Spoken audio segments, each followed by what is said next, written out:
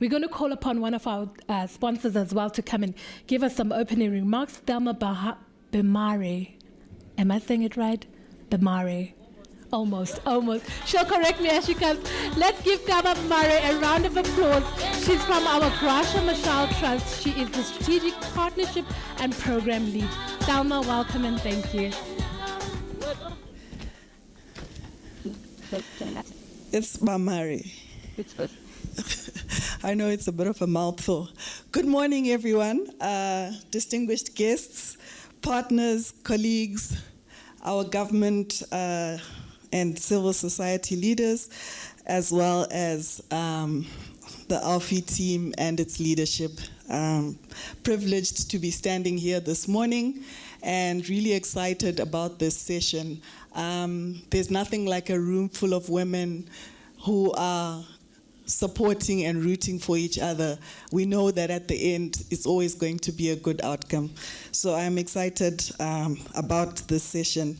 It really is a privilege to join you at Her Economy 2026 under this year's powerful and timely theme, Women, Capital, and the Architecture of Ownership. I love the word architecture because it speaks to creating, it speaks to design. It speaks to the creatives at ALFI. Thank you so much. I think the theme asks us to confront a fundamental question. Who owns? Who decides? Who benefits from economic growth? And perhaps more importantly, what would our economies look like if women were not merely included in systems designed without them, but were shaping, leading, owning those systems themselves? This is the question that we focus on at the work that we do at the Graça Machel Trust. The trust was established in 2010, and we work across 20 countries. This is through our networks. We seek to dismantle the structural and institutional barriers that continue to limit women and their economic advancement. Our vision at the Trust is clear. An Africa where women have equitable access to resources, capital, skills, opportunities, and leadership, enabling them not only to participate in economies, but to thrive, to influence, and to build wealth across generations.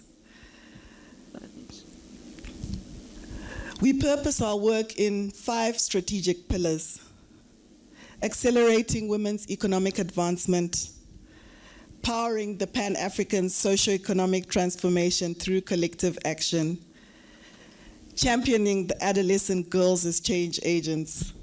Big shout out to our adolescent girl there, she's really amazing. Yes, you. I've forgotten you, please remind me your name. Mkodi. A big shout out to you. It takes courage to stand up here, I must say. I'm standing up here, so I know it takes courage. Amplifying the advocacy legacy of the Graça Machel, our founder and leader, Graça Machel, and celebrating African women leaders, as well as strengthening institutions for long-term sustainability. But I think more importantly, our work is grounded in the networks. And I just want to speak of our partnership with ALFI, which goes through to the New Faces, New Voices South Africa chapter. And I'll speak a little bit more about that. And I think it just speaks to how we wish to continue to support the work that we do. So with the networks, we've got the New Faces, New Voices that we work through. We also have the Women in Media. We have the Network of African Business Women and Women in Clean Energy and Climate Action. We continue to build ecosystems that place women at the center of economic transformation. Today, I would like to focus on a few initiatives that speak directly to the theme that we have in this conference around the New Faces, New Voices, the Expert Leaders Group. And just at this point, allow me to just divert. We've got our Women Creating Wealth, which is the flagship program of the Graça Machel Trust. And it really is an honor for me to stand here because we've always said that, you know, there've been women who've gone ahead for us to be here. And for me to be here, there is a woman who created and started and thought the idea around the Women Creating Wealth program. I really find it an honor to introduce Coco Kujo, who's been, I mean, we all know. Coco, please stand up. We have to acknowledge. Thank you so much. It really is an honor for me to be here because, you know, there has been so much work that has been put in the trust. And on these initiatives that I've spoken about, the work that we do with our networks, the Expert Leaders Group, and the Women Creating Wealth, the issues we're trying to address are around ownership. Ownership of capital, ownership of policy, ownership of the economy. And through these three key pillars, we are seeking to address ownership. For many years across Africa, women have been highly active in the economy, in trading, in farming, innovation, enterprise development, and in sustaining the community. But yet, despite this contribution, women remain significantly underrepresented in asset ownership, investment pipelines, procurement systems, financial leadership, and wealth. In other words, women have participated in economies without proportionately owning them. And this is precisely why the architecture of ownership matters. Right. Through the New Faces, New Voices, the Trust has worked to expand women's influence within the financial sector while advocating for inclusive financial systems. I want to just give you an example of some of the work that we've done through the New Faces, New Voices. In Uganda, for example, through a FinSave model, can I just take that again? In Uganda, the FinSave model strengthened women-led savings and investment groups through entrepreneurship and financial literacy. More than 350 women established SACCOs. Here in South Africa, we call them stokvels. And I know if I were to ask by show of hands, who is in a stokvel? Just show me, just raise your hand if you're part of a stokvel, any stokvel. The evidence is there. And in this one in Uganda, for example, we were able to create access to formal financial services that expanded to over 250,000 people. In Kenya, through the New Faces, New Voices, we partnered with Jubilee and Britam Insurance to co-create insurance products specifically tailored to the realities and risks faced by women entrepreneurs. Right. This matters because inclusion is not simply about opening bank accounts. Yes. It is about designing systems, products, institutions that understand women's lived economic realities.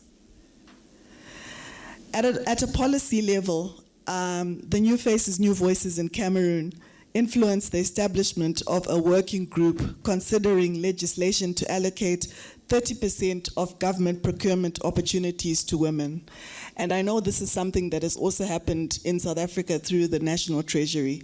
And that's an opportunity that we actively have been pursuing as well through the Women Creating Wealth. We've done training with the Treasury Department for under procurement to support and train women to meet the requirements of the government to become part of the procurement supply chain.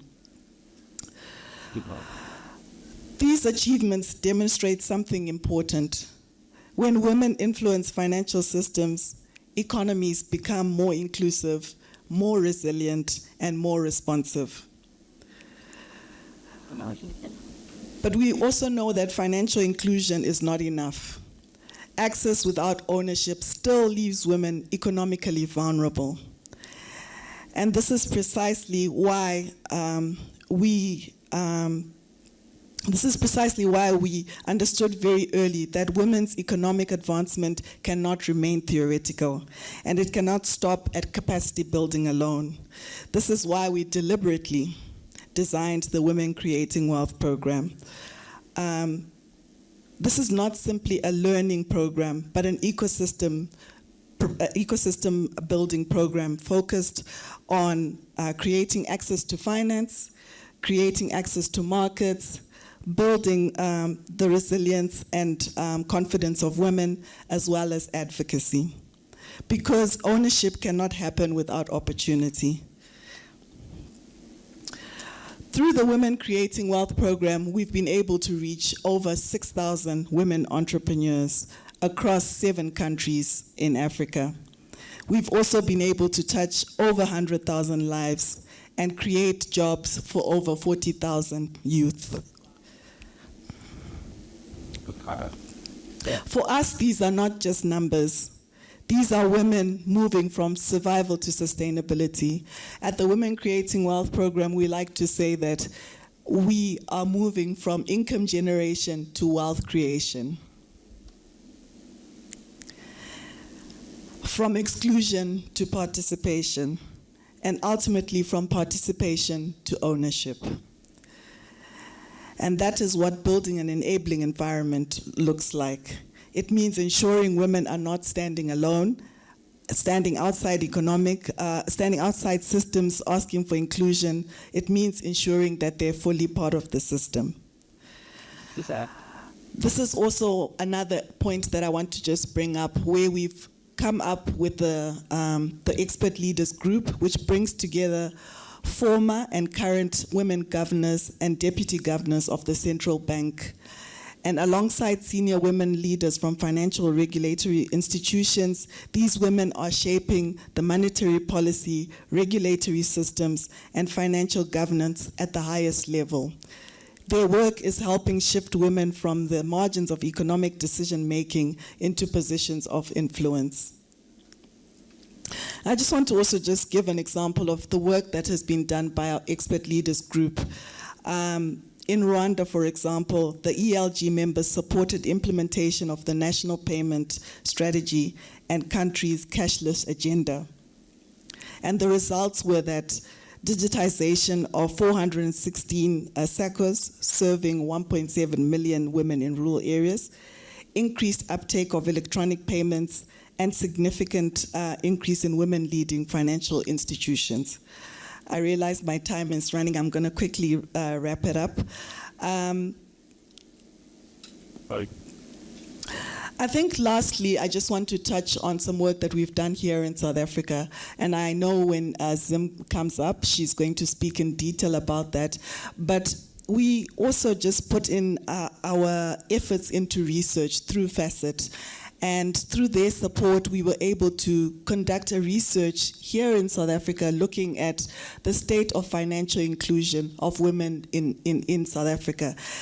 And the results, as Zim will go into, will paint a not so beautiful picture, but I think it will inspire us on our discussion here and the work that we need to do.